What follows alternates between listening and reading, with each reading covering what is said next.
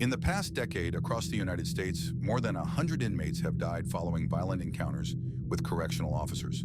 Names like Jamel Floyd, Michael Marshall, and Darren Rainey became momentary headlines.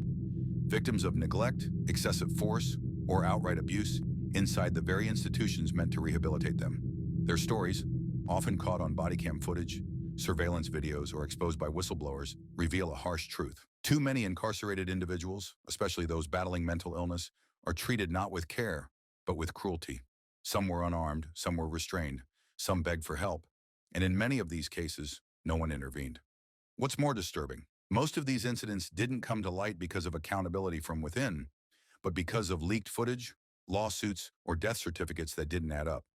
It's a pattern we've seen before, and today we're covering one of the most recent and brutal examples of that pattern, the death of Robert L. Brooks. Viewer discretion is advised. This report contains footage and details involving real violence and death. But before we get into the details, please consider subscribing. It's free and you won't miss out on the updates of this case.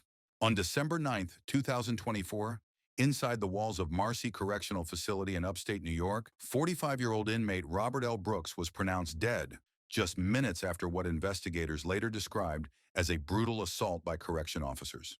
Today, we're walking you through the official body cam footage, the timeline of events, and the disturbing evidence that led to murder charges against 6 prison guards.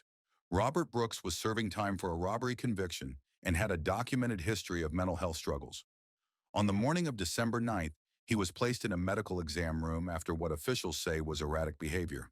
But within just a few hours, Robert Brooks was dead, and what happened in between would spark an investigation that's shaking the entire New York prison system. The released body cam footage shows Brooks handcuffed, face down on the floor, in a medical exam room. Officers are seen surrounding him, some pinning his limbs, others striking or restraining him with what appears to be excessive force. According to the New York Attorney General, the officers ignored protocol and continued the assault for over 10 minutes.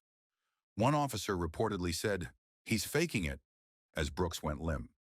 No one initiated CPR until it was far too late. The Attorney General's office launched a criminal investigation within weeks.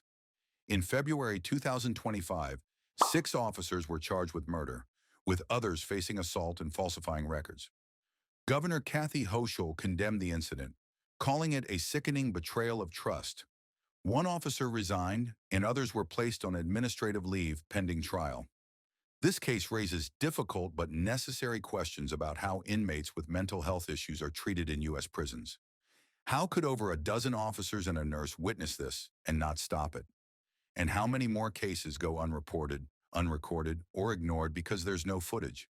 The case of Robert Brooks may become a landmark moment if justice is served.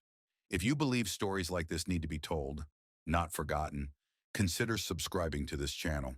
We'll be covering this case as it unfolds and others like it, with a focus on footage, facts, and justice.